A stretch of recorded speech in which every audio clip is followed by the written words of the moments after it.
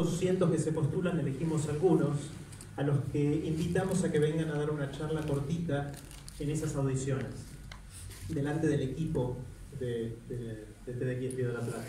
De todos esos elegimos a unos pocos que después dan el evento público, que después filmamos y las charlas se hacen bastante populares en internet.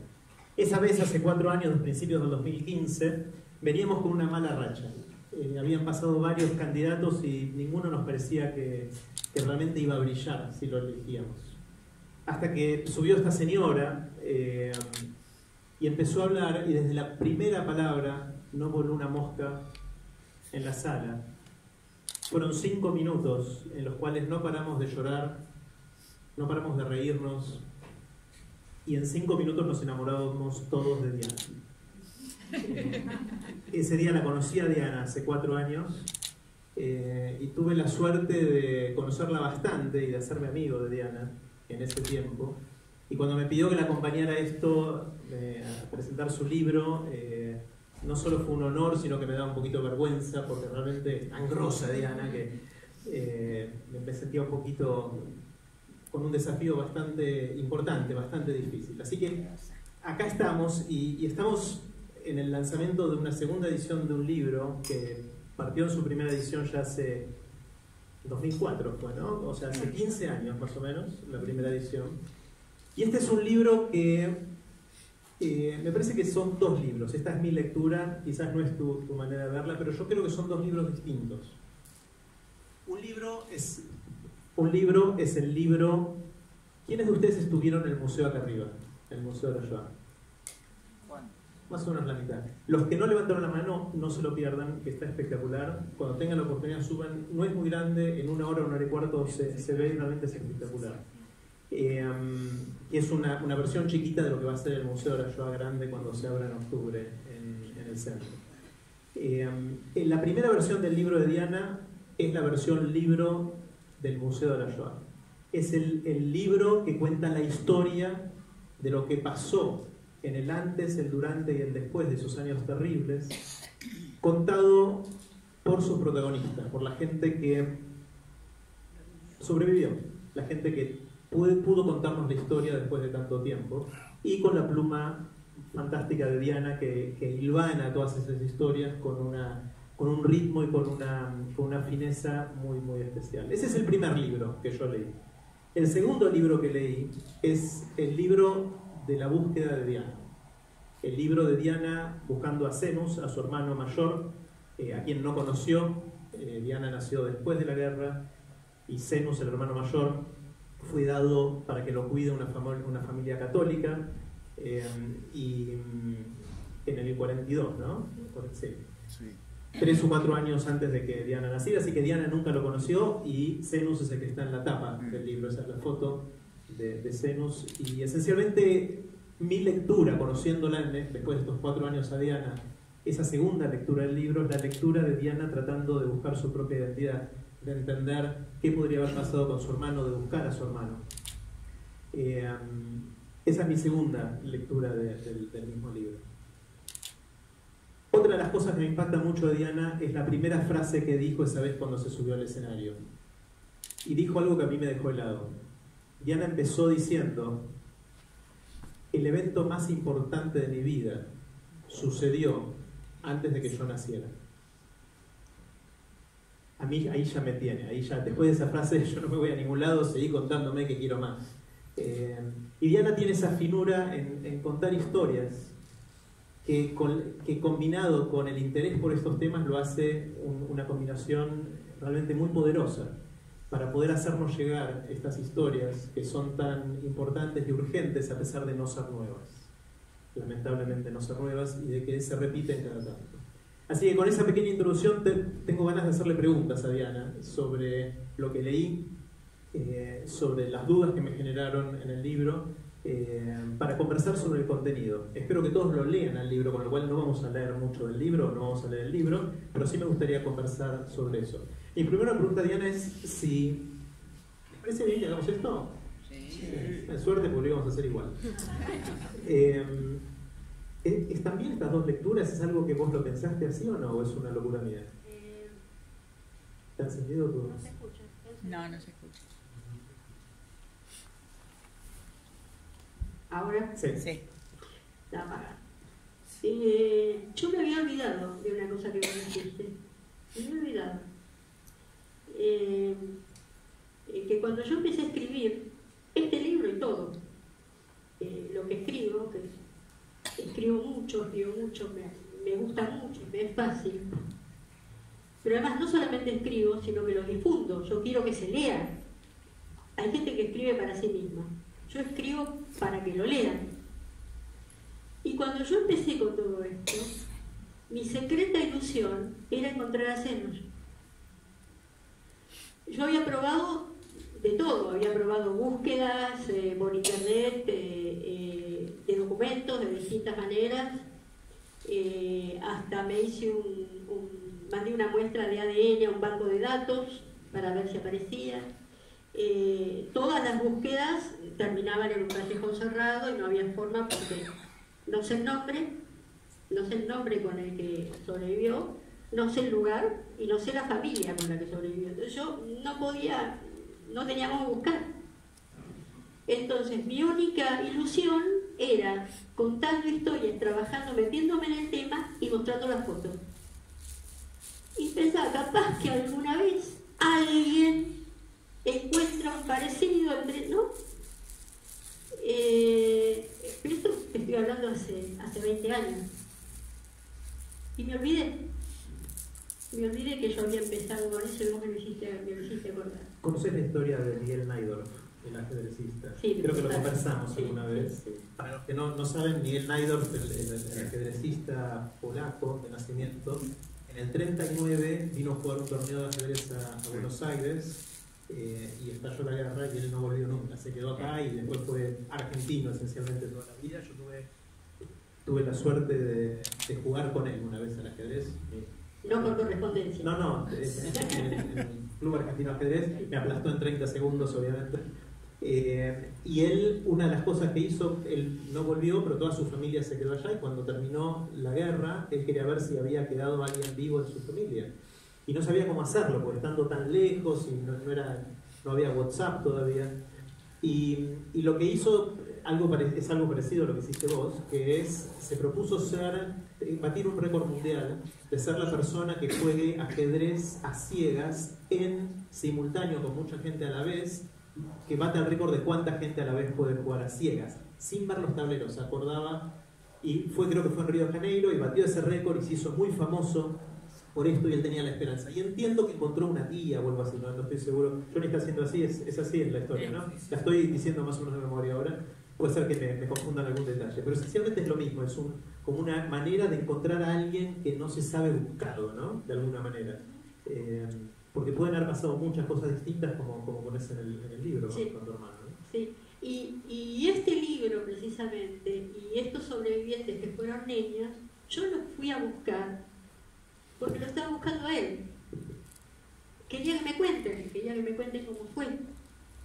Y obviamente las historias que más me conmovieron, las historias que más me tocaron y me desgarraron, fueron las de aquellas personas que fueron entregadas a otra familia. Me interesaba mucho cómo habían vivido eso, cómo había sido la restitución, hubo restitución, si no las hubiera conocido. Claro. Pero estaba buscando eso.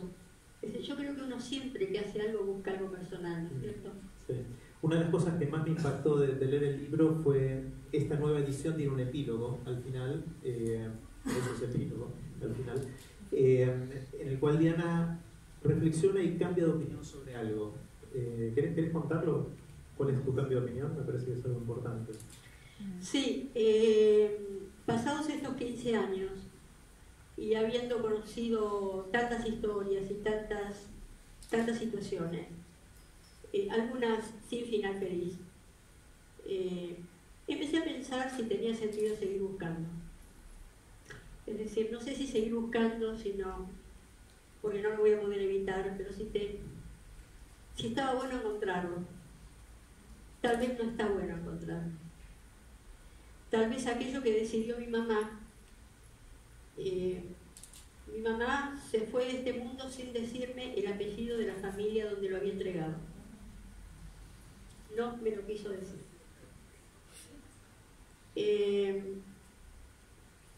Durante muchos años estuve muy enojada con ella, incluso después de haber muerto, estaba enojada, porque no me dijo el apellido de la familia. Pero ahora, no sé, ahora le di otra vuelta, pasados estos años.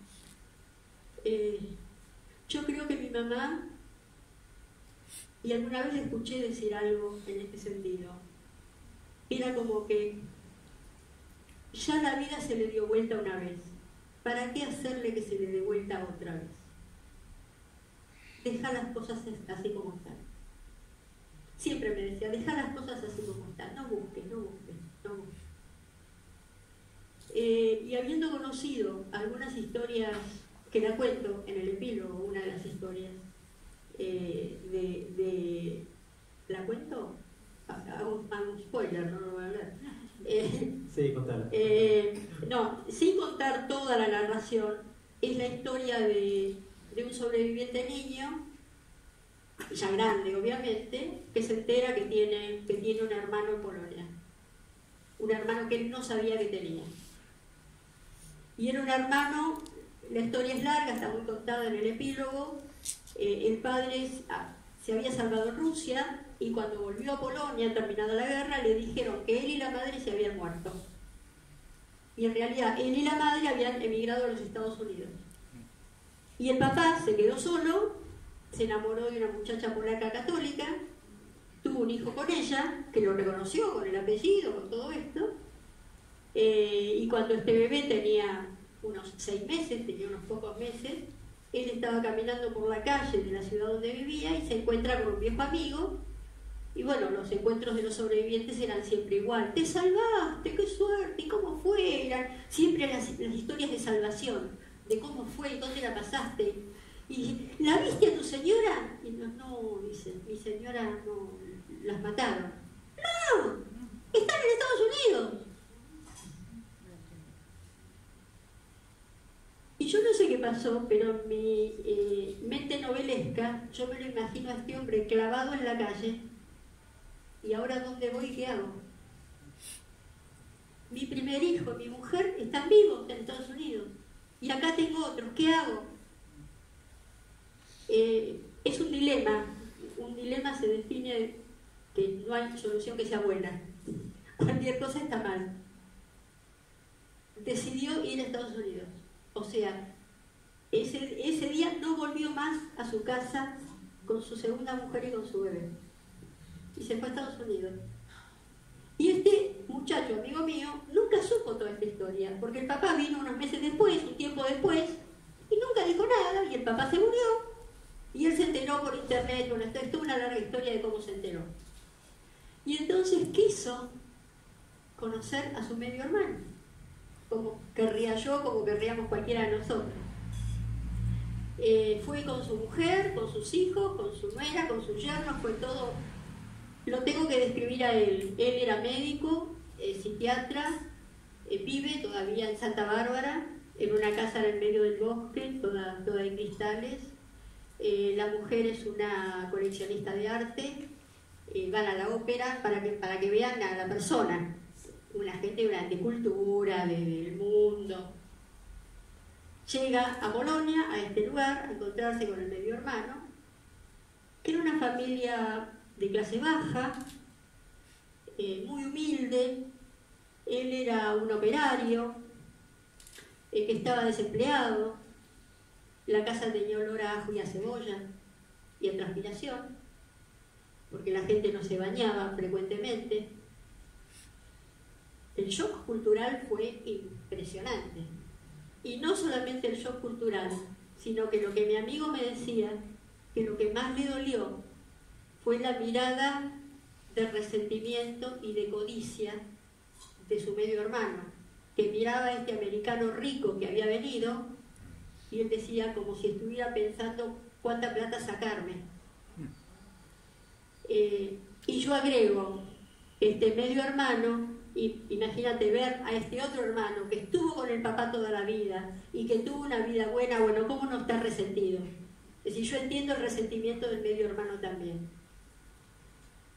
Esta historia a mí me conmovió mucho, porque ¿y si pasó algo parecido con Zenos? ¿Y si él tiene otra vida? No esta, como la que conté, otra vida, por ahí buena. Y yo vengo a decirle, mira, vos no sos quien sos, ¿qué puede pasar con él? Y si, les cuento mi fantasía más loca, ¿y si es antisemita? Que no es nada extraño en Europa, como estarán viendo en este momento, en Hungría, en Polonia, en Francia. No es extraño. ¿Y si es antisemita y yo voy a estar enfrente? Esto es lo que pensé 15 años después. En donde capaz que no está bueno encontrarlo. Capaz que mi mamá tenía razón. Pero lo pusiste en la tapa de nuevo. Es que no puedo evitar buscarlo. Esa contradicción. Eso es. Si vos me decís ahora, el otro día conocí a una mujer que vino de Estados Unidos, que se llama Wang de apellido y no es china. No sabemos qué parentesco tenemos, pero seguro. Cuando me enteré, me largué todo y me fui corriendo para conocerla. Entonces, si vos me decís que aparece algún vestigio, algún indicio, alguna sospecha de que mi hermano, un hijo de mi hermano o un nieto de mi hermano existe, me voy corriendo. ¿Cómo no? ¿Por cómo avanzó desde que te hiciste el test genético? ¿Hace cuánto fue eso? Varios años. Sí, más de 10. Bueno, avanzó mucho la genética en estos años y ahora no es tan difícil hacerlo. Les cuento una cosa que me pasó hace poquito. Ustedes saben que pueden escupir en un tubo de ensayo y secuenciar su código genético, su ADN. Eso quiere decir ver esencialmente las instrucciones para hacer una Diana, un Jerry o uno de cada uno de ustedes. Esas instrucciones son específicas de cada uno de nosotros y están relacionados con nuestros padres, abuelos, etc. Entonces, a través de esa información se pueden identificar parentescos. De hecho, el test, por ejemplo, de abuelazgo que se usa para reconocer a los hijos recuperados desaparecidos, se hace con ese tipo de tecnología. Yo me hice este test hace unos años, literalmente que escupir en un tubo de ensayo, en un lugar en Estados Unidos, y cada tanto me llegan correos electrónicos diciendo: encontramos un tío abuelo tuyo en Ucrania, o encontramos un primo cuarto en tal otro lugar. Si querés ponerte en contacto, hace clic acá. Y te da esa oportunidad de hacerlo. Yo jamás hice clic porque no sé si me interesa tanto eso. Pero hace poquito conocí a una persona, hace 2 meses en Boston, en Estados Unidos, un señor que tiene 50 y pico de años y de hecho trabaja en una de estas empresas que hacen secuenciamiento de ADN. Y me contó una historia que me voló la cabeza. Él, cuando era joven, cuando tenía 20 y pico de años, estaba en la universidad en Estados Unidos y varias veces donó esperma. En la universidad de Estados Unidos es bastante común en los bancos de esperma que los hombres vayan a donar porque les pagan $100 cada vez que van a donar y con eso pagan algunos de sus gastos de estudiante. Y hace 25 años cuando lo hizo, él firmó un papel diciendo que no quería enterarse de nada y que nadie podía saber ni su identidad, ni él podía saber la de los hijos que nacían de su esperma. Y se olvidó del tema. Ahora se hizo este análisis y le empezaron a llegar emails diciendo: encontramos un hijo tuyo. Ya le llegaron 7 de esos emails. Se encontró con 3 hijas mujeres, más o menos de 20 y pico de años cada una de ellas. Le mostró las fotos, se parecen a él. Y con 2 de esas 3 ya las considera familia y se fue de vacaciones con él. Él dice que tercerizó la educación de sus hijos, que otro pague por su universidad y educación, y ahora los puede disfrutar, a sus hijos y a sus nietos, de hecho. Es una cosa muy rara. Es más, hizo una cuenta, él se acuerda cuántas veces fue a donar, y él sabe, porque trabaja en esta industria, cómo es la efectividad de este tema de la donación de esperma. Él estima que tiene 70 hijos en el mundo, y que con esto... Más que Maradona. Bueno, sabemos. Tarde o temprano los va a conocer, porque esta información empieza a ser visible. Entonces, una pregunta, dado que tenés este matete en la cabeza de quiero o no quiero, sería: ¿querés hacerte este análisis o no? Porque no hace falta siquiera que él esté vivo.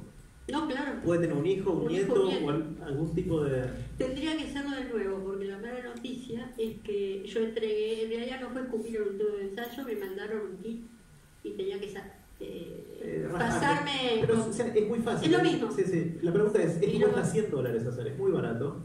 ¿Lo harías o no? Pero esto desapareció. Este programa en el que yo hice era un programa de una universidad, se quedaron sin grant y desapareció. Sí. Esto es global, esto no hace falta que haya un Ya grant de nada. sé. Ya sé. Sí y no. Voy y vengo. Mi hijo se lo hizo. Por ahí le llega un email diciendo encontramos un tío tuyo. Mi hijo se lo hizo y le llega el mail. Le llega. Bueno. No sé si yo me lo haría. Me da como miedo, me da como... hace 15 años seguro que sí. Hoy no sé.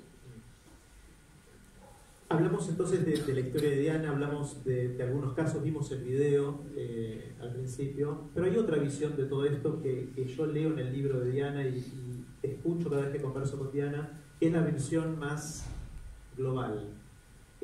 Hay un concepto que una vez me contó Diana, que quiero preguntarte ahora y que nos cuentes un poquito más, que es el mal con mayúsculas. Que de alguna manera atraviesa todas estas historias y atraviesa también lo que hay acá en el museo, y del cual estamos empezando a ver vestigios de algún resurgimiento en varios lugares del mundo que nos preocupan seguramente a todos. ¿Qué es el mal con mayúsculas? Mira, la idea del mal surge, del mal con mayúsculas, la idea surge de la primera pregunta que yo me hice cuando empecé con todo esto, que es, ¿por qué no me contaron? La pregunta por el silencio, que muchos de los hijos de sobrevivientes que están acá comparten esta misma pregunta. Cuando empecé a investigar y a buscar, me di cuenta que no era así, que yo sabía bastante más de lo que creía que sabía, que lo había dejado en rincones escondidos.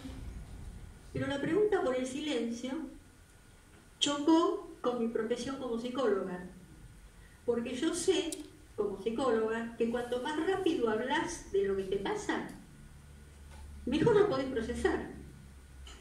Y yo veía que mis padres, que todos los sobrevivientes con los que yo me había criado, con los sobrevivientes que están acá, ninguno estaba mal, ninguno estaba chiflado, ninguno tenía ningún problema serio.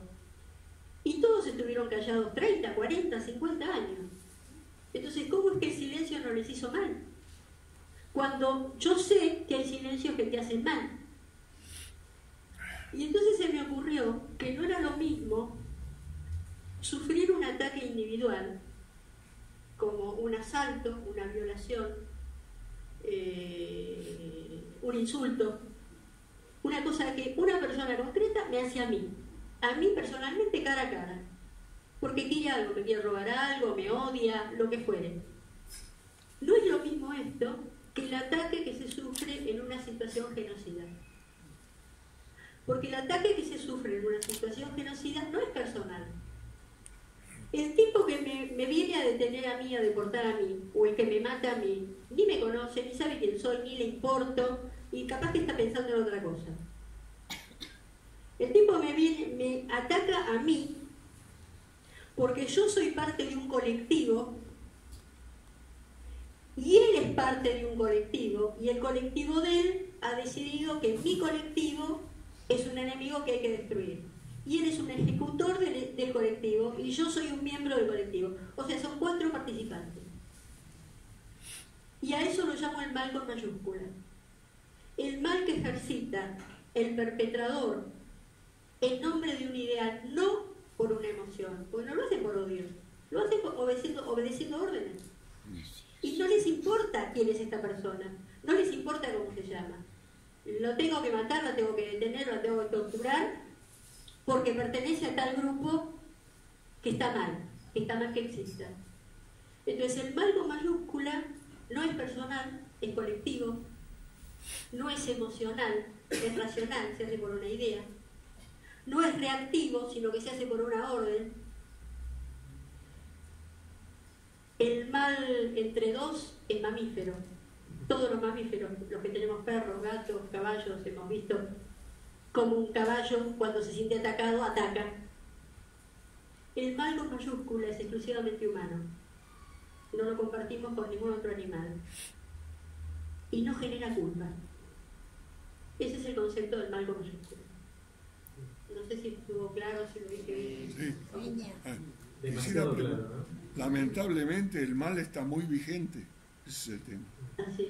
Una de las cosas, hicimos una visita recién al museo y conversábamos durante la visita sobre cómo las sociedades toman esto, ¿no? Cómo las sociedades evolucionan después de algo tan intenso, tan duro, tan terrible como fue el Holocausto. Y hay dos casos extremos. Está el caso de Alemania después del Holocausto y está el caso de España después del franquismo, que son dos ejemplos muy distintos de cómo sociedades abordan estos temas. Yo estuve hace poco en Berlín, y para los que estuvieron en Berlín no conocen, ahí está. Verán que algunas de las calles principales de Berlín son Shimon Peres y distintas figuras emblemáticas del Estado de Israel, que es un estado así de chiquitito, pero son las calles principales de Berlín. En Alemania, en Berlín en particular, pero en gran parte de Alemania, los chicos en la escuela estudian la Shoah durante toda la escuela. Y los alemanes tienen un grado de culpa respecto a lo que sus ya abuelos y bisabuelos hicieron, que todavía se siente en la calle. Con la cantidad, el Museo del Holocausto de Berlín es impresionante, los monumentos que hay son impresionantes. En España pasó todo lo contrario después del franquismo. Después del franquismo en España, en el 75 muere Franco y se aprueba la ley del olvido. El Parlamento español dice, ¿cómo vamos a hacer después de tanto tiempo de dictadura y de matanzas para vivir juntos? Y lo discuten y llegan a la conclusión que lo mejor es decir borrón y cuenta nueva. Vamos a olvidarnos todo lo que pasó y pretender que no pasó nada, esencialmente. Hoy si uno le pregunta a un chico joven que le hable de la época del 39 al 75, no va a saber casi nada, porque no lo estudian en el colegio. Entonces, uno puede hacer la analogía con cómo uno trata los traumas personales. Dice, me lo olvido y no hablo más del tema y cierro, o lo saco rápido arriba, que desde el punto de vista de la terapia personal, individual, se ve todo el tiempo. Pero me interesa llevar la analogía a la sociedad y ver cómo también esa misma estrategia puede una sociedad hacer de una manera y de la otra. En Alemania ya estamos llegando, alguien me comentaba recién, yo no sabía, pero hay algunos chicos ya jóvenes que dicen, che, paren, ya está, todo el tiempo el holocausto, no me hagan a mí sentir culpa por algo que no tengo nada que ver. Y en parte tienen razón, porque fueron sus abuelos y bisabuelos los que estuvieron involucrados en esto y no ellos, y cargan con una mochila muy muy pesada, que hay que ver cómo eso se canaliza después. En España se olvidaron del tema, pero hace 2 meses eligieron por primera vez en el Parlamento de Andalucía, en la región del sur de España, a representantes del Parlamento del Vox, que es el partido franquista. Y entonces de repente hay un resurgimiento de este tipo de cosas en un lugar como España, que supuestamente era, no vamos a volver a hablar del tema, ¿no? Perdón que me excedí, pero me parecía que esta analogía, ¿hay algo de verdad en eso?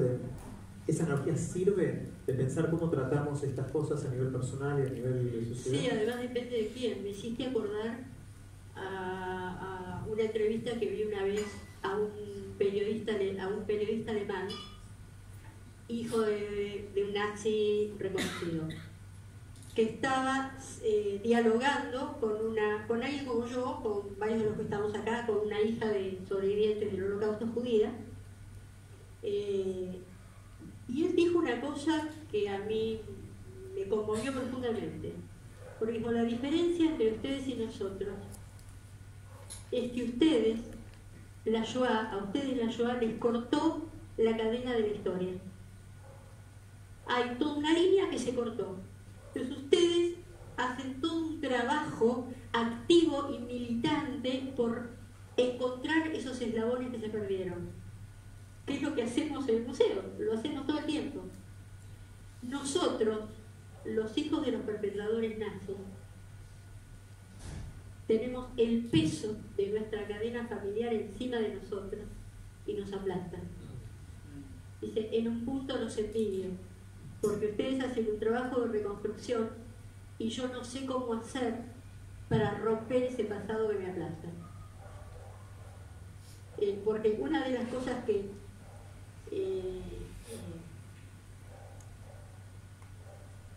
la víctima a veces se olvida, el perpetrador no se olvida nunca. Al perpetrador le queda montado en algún lugar y eso se cobra en algún momento. Sí, por eso depende de qué lado, depende de quién. Obviamente muchas de las cosas que haces tienen que ver con tu búsqueda personal, pero también con mantener viva la memoria, para que esto no vuelva a suceder. Pero vemos que la historia se repite y que pasan estas cosas con distintos detalles, pero el concepto es parecido a esto que decías del mal con mayúscula. Sí, fíjate que el libro de los niños, que eso es lo que yo tenía, una de las cosas que tenía a nivel conceptual en la cabeza cuando lo hice, fue precisamente trabajar con esto. Es decir, si vos mostrás cuál es el efecto en los niños de esta y todas las otras guerras, porque la situación de hechos genocidas no terminaron en el 45. Lo que siguió del siglo XX, cuando tuvimos que hacer el cuaderno de la Shoah de los otros genocidios, decidimos, eran tantos los que había que elegimos uno por continente, y si no podíamos poner todos. Y todos los otros genocidios replican este lugar de los niños, este lugar de víctima no buscada, indefensa, y que sobrevive o no sobrevive en función de lo que hacen los adultos con el chico. El chico no es autogestor. Entonces a mí me parecía que hacer un libro sobre los niños era contar la historia de la Shoah de un modo con el que cualquiera se podía identificar. Es muy difícil identificarse con un adulto en las historias más truculentas de la Shoah. La historia que cuenta Claudia, que vieron en el video, de que no conocía un chocolate. Tenía 5 años y nunca había visto un chocolate, tampoco había visto un negro. Le explicás a un chico eso, que como a los 5 años nunca había visto un chocolate. No, porque era la guerra, porque está escondida, porque bla, bla, bla. Es decir, permite la identificación y la comprensión de lo que está en juego a nivel humano. Que a veces cuando se habla de la Shoah y se habla de números y se habla de circunstancias, uno se olvida de lo humano. Y a mí me parece que si no se encara desde la emoción, desde la identificación, desde lo humano, no hay forma de que esto te penetre y se haga tuyo. Si no, es como las clases, viste, en la escuela, que te entra una oreja y te sale por la otra, que no te acordás nada de lo que pasó, diste el test y se terminó y te lo olvidaste. Y nosotros queremos que esto quede, no que se olvide. Y las historias personales son como el vehículo gracias al cual el contenido entra y queda. La historia del final de mi charla TED, la de Judith, todo el mundo se la acuerda. Totalmente. Yo la puedo decir de memoria. Todo el mundo se la acuerda de esta historia. Voy a hacerle una pregunta ahora a Diana, pero quiero que pienses si un par de ustedes tienen ganas de preguntarle algo también a Diana. Si te parece bien, Diana, si alguien tiene. Vos mandás. Yo mando, bueno. No sé si alguien tiene ganas de hacer preguntas, piensen. Las preguntas yo le voy a hacer una hora y después les voy a dar la oportunidad a los que quieran de hacer alguna pregunta. Hay una cosa que me llamó la atención del libro. Hay una frase que dice: hay relativamente poco publicado sobre los salvadores. Es algo que también vi acá en el museo, que es una perspectiva que justamente como hay poco publicado sobre los Schindlers de este mundo, digamos, me pareció interesante ver cómo eso puede darle una vuelta de tuerca a cómo contamos la historia de la Shoah o de cualquier otro... Absolutamente.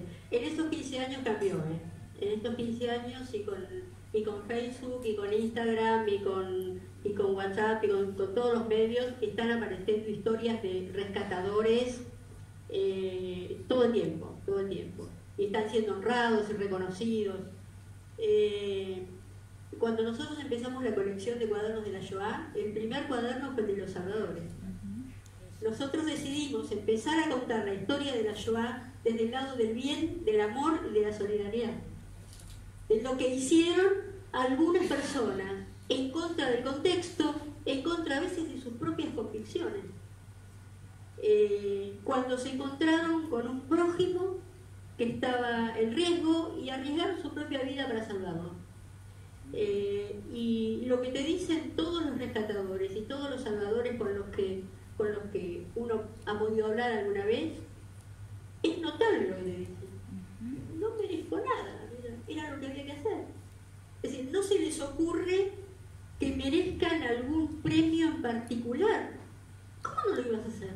Es decir, ¿cómo me preguntas esto? Es decir, ¿por qué me premian? Lo cierto es que era una gran minoría, obviamente, si no, no hubiese sucedido todo esto. Era una gran minoría en un punto. En otro punto, vos viste en las historias del libro, en algún momento de las vidas de los sobrevivientes siempre hubo alguien que dio una mano. No todos dieron manos como la de Schindler o como la de Ina Sendler o como los embajadores Seppo Sugihara, el japonés, ese que no dormía firmando los documentos para poder salvar gente. No todos hicieron esto. Wallenberg, que después murió. Esos fueron una pequeña minoría, pero hubo muchísimos oscuros, ignorados, secretos, que hicieron lo que pudieron cuando pudieron. No se sabe cuántos judíos sobrevivieron a la Shoah en Europa. No se sabe porque los números son absolutamente inciertos. Se estima que es un número entre 700.000 y 1 millón. Es un número que no se sabe cuánto. Casi ninguno de los que sobrevivieron pudo haberlo hecho sin que en algún momento alguien los haya ayudado. Algo, decirle, como le dijeron a mis padres, esta noche va a haber una racia. Ya está, eso ayudó. Le dijo, entonces se pudieron esconder. Los que no sabían no se pudieron esconder. Entonces todos tienen historias en donde en algún momento alguien dio una manito, pero igual, fueron muy pocos. Lo que pasa es que ninguno de nosotros es héroe. Nosotros somos personas comunes, vos, yo, todos los que estamos acá, que si nos ponen en una situación excepcional, no sé cómo reaccionaríamos. Si a mí me hubieran pedido, y voy a confesarlo, si a mí me hubieran pedido en los años de la dictadura militar que yo escondiera en mi casa a alguien que estaba siendo buscado por las Fuerzas Armadas, yo tenía a mis chicos en casa, y yo tengo una vergüenza que me muero, pero me parece que habría dicho que no, y me muero de vergüenza. Pero somos humanos, no somos héroes. Yo tenía a mis chicos chiquitos en mi casa. Y estos salvadores polacos también tenían a sus chicos chiquitos en la casa.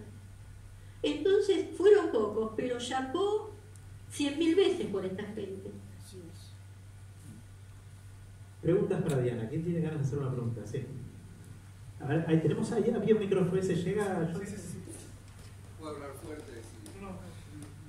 A mí no me pasó eso. Ningún alemán, ningún polaco me dio una mano.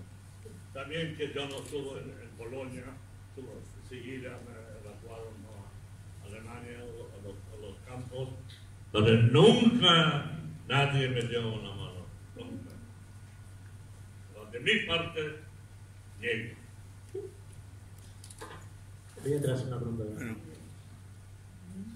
Sí, permitime que haga un minuto, una historia breve de mi vida que tiene que ver con la de mi papá, obviamente. Eso se dijo ahora. Sí, y yo fui a buscar esa historia a Polonia, porque él cuando vino acá no tenía ningún documento, nada. Y la encontré su partida de nacimiento y se la traje a él, que fue fuerte para él y para mí, ¿no? Inclusive la partida de casamiento de sus padres, no tenía nada de eso.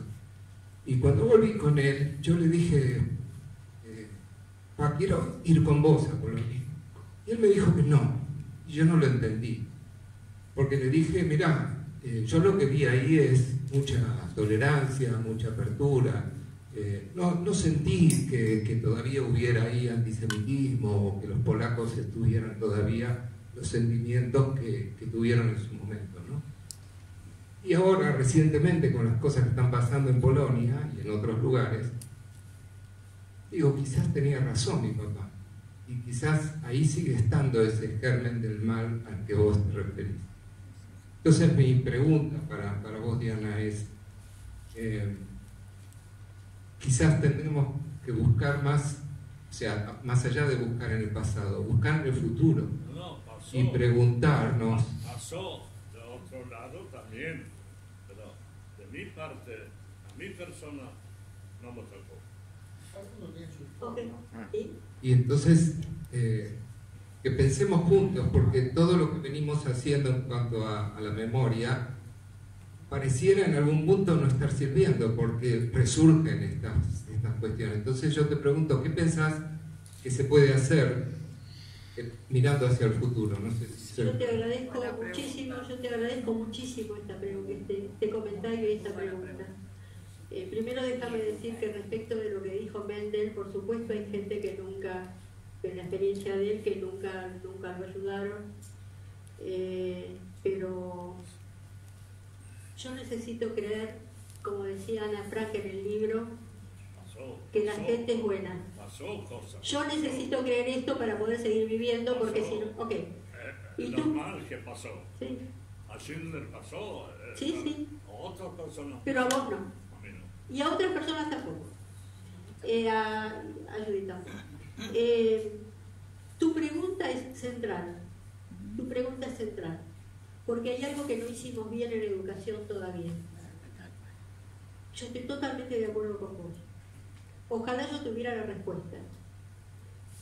Pero una de las ilusiones que yo tengo cuando voy a escuelas y cuando hablo, cuando hacemos los cuadernos de la ciudad, cuando hacemos el proyecto Aprendiz, todo lo que hacemos, cuando hacemos este museo, una de las ilusiones que yo tengo es que este tema pueda ser tomado en las escuelas, no como una cosa que se habla un día en el año, una hora.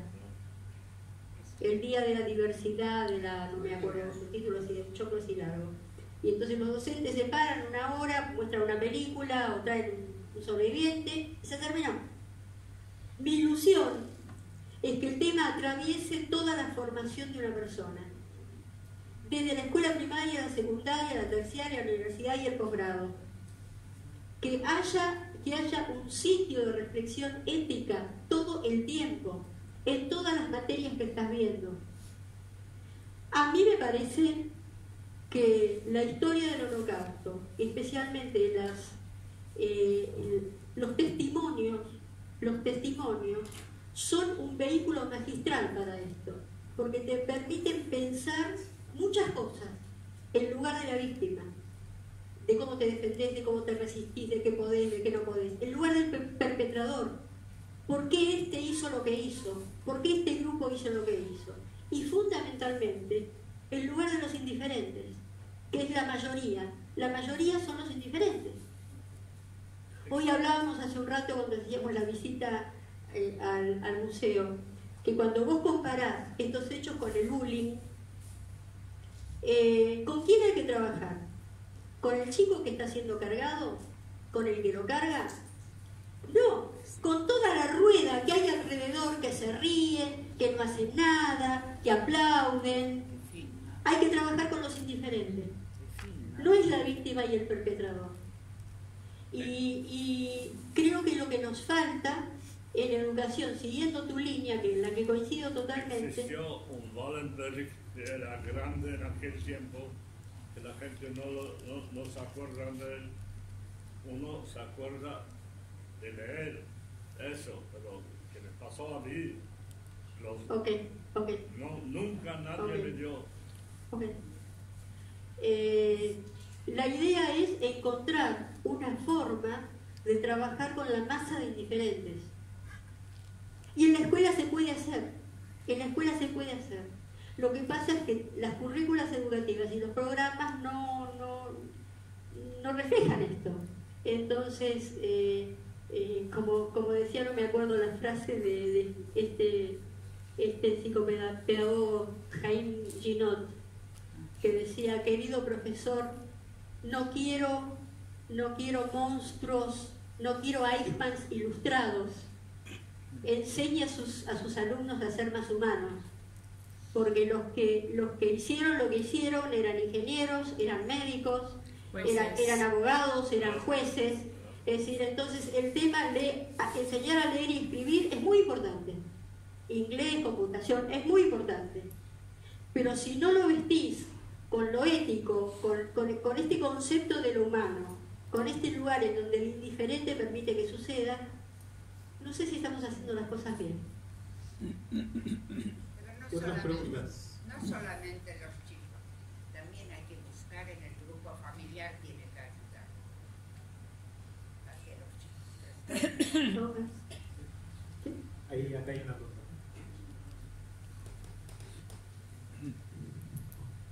Bueno, yo me sumo a la misma inquietud y digo, ¿cuánto vamos a tardar en seguir con esta idea? Yo desde mi lado, Diana me conoce, tengo un Instagram que lo hago pulmón yo solito, que se llama Estudiar Shoah, y yo me asombro de los comentarios antisemitas que recibo, porque ahora no son más negacionistas, se lo merecían porque eran judíos, algo habrán hecho. El último que recibí fue: qué lindo ver a los judíos así, en una imagen que era de uno de los campos de exterminio.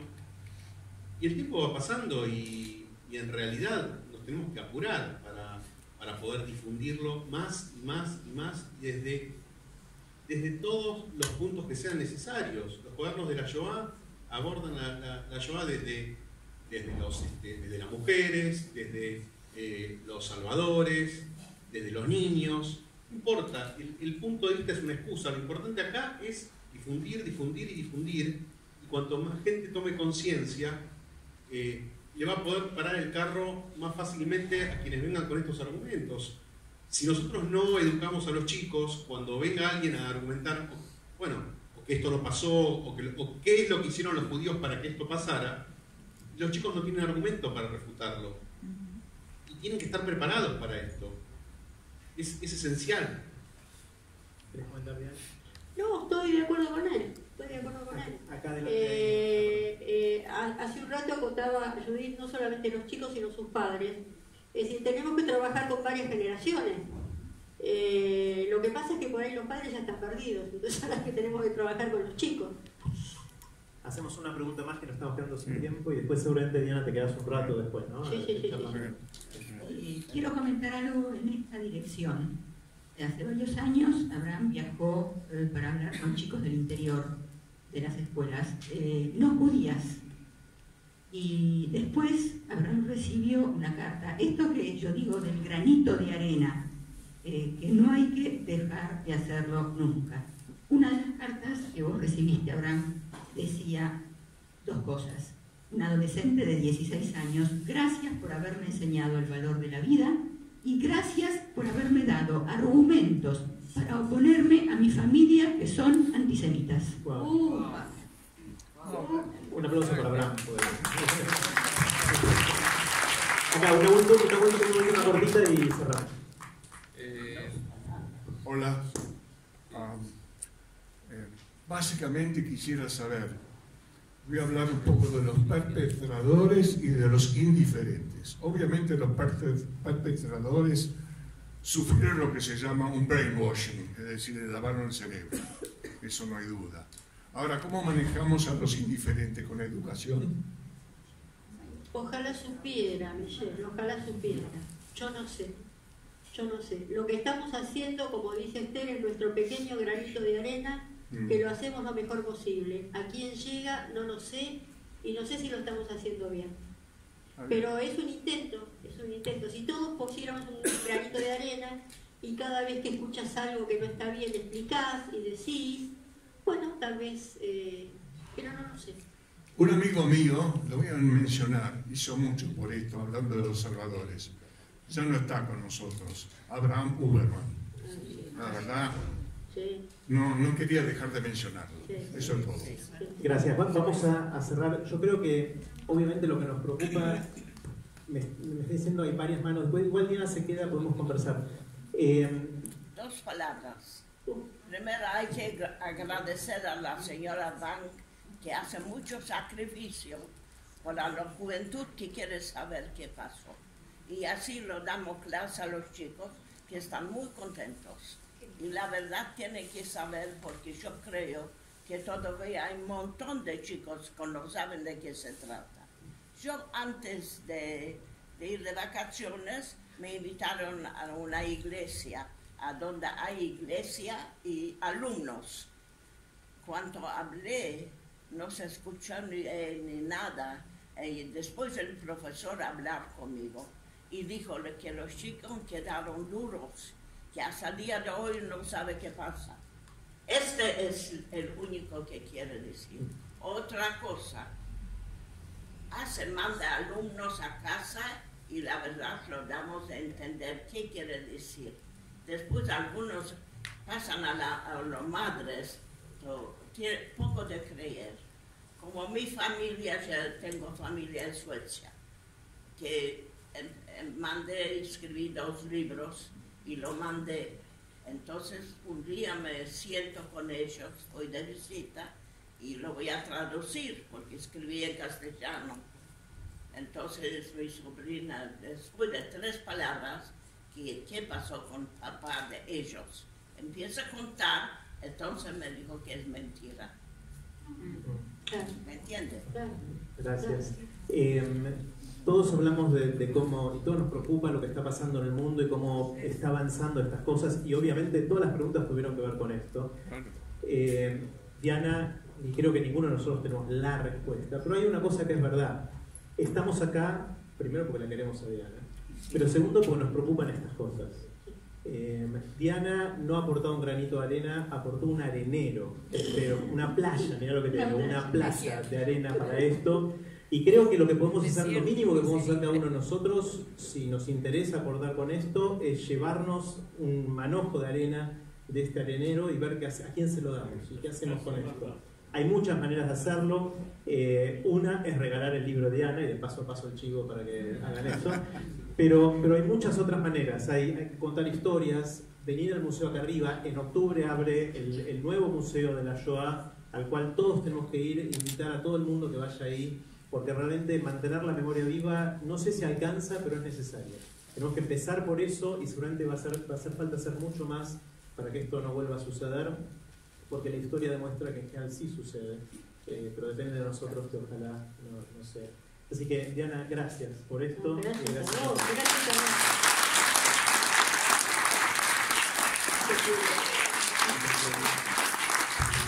Antes de terminar, hay un pequeño regalito del cual soy intermediaria. Alguien que quería estar acá, quería estar en esta nueva presentación de Los Niños Escondidos. Alguien que te quiere mucho y que por medio de estas palabras quiso estar presente. Así que te las voy a leer yo. Una nueva edición de Los Niños Escondidos del Holocausto Buenos Aires. Esta historia de infancias escondidas en bosques y sótanos, de guetos y campos de concentración, de huidas y fugas en medio de casi inverosímiles circunstancias de supervivencia que aún hoy nos hace interrogarnos continuamente.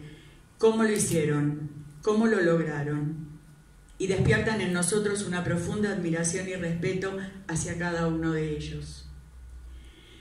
En esta nueva edición nos agregaste la foto de tu hermanito Zenush, del que siempre me hablaste desde el primer día que tuve la suerte de conocerte. Nos hermana la circunstancia de ser hijas de sobrevivientes, que por esos azares de la vida nos juntó hace algunos años cuando viniste a Bogotá y Cali a hablarnos sobre la Shoah. Y aquí estás, reeditando esa maravillosa historia de supervivencia, porque a pesar de haber vivido la guerra, sobrevivieron para formar familias, trabajar y contar al mundo sus testimonios, para recordarnos que la vida continuó, que pudieron volver a vivir y que el legado que nos entregaron es deber nuestro, continuar transmitiendo. Vos lo haces con amor y pasión y una capacidad de transmisión inigualables. Toda mi admiración y gratitud por legarnos este nuevo testimonio del Holocausto. Te envío mi fraterno abrazo de felicitación en la distancia. Silvia Luzgarten-Valle, directora oficial de Relaciones Humanas de la Bnei Brit, Comunidad Judía de Cali. La querida Silvia. Yo soy intermediaria y Franco Fiumara, que anda por ahí, también es intermediario porque fue el receptor de la carta.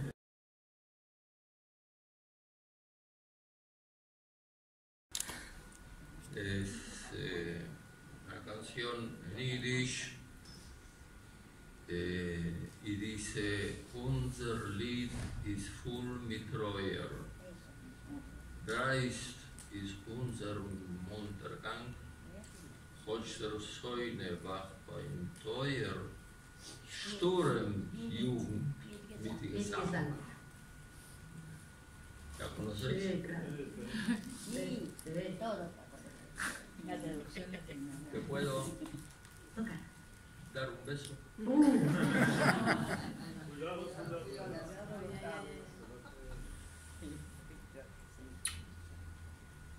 Toca.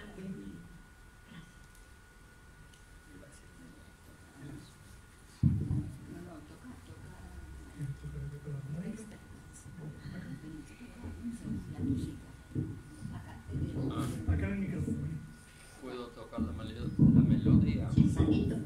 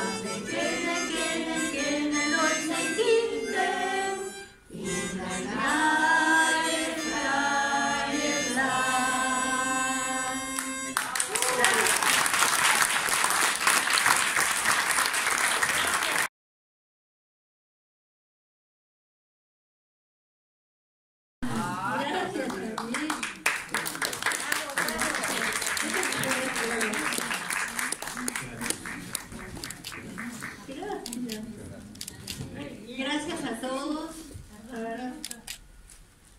Yo quiero decir qué quiere decir la canción, es importante, me parece, ¿no? La canción dice: Jung ist jeder, wer es will. Joven es todo aquel que quiere serlo en un tiempo nuevo y libre. Me parece que es importante decirlo. Gracias.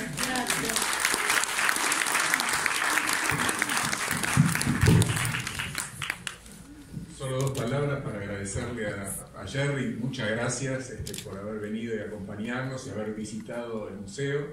La verdad que para nosotros es un orgullo que vos lo visites y lo difundas. Y Diana, como dijo Jerry, gracias por el arenal que haces. De nuevo, desde acá del museo nosotros Me voy a mudar a Arenales. O a Concepción Arenal. Desierto.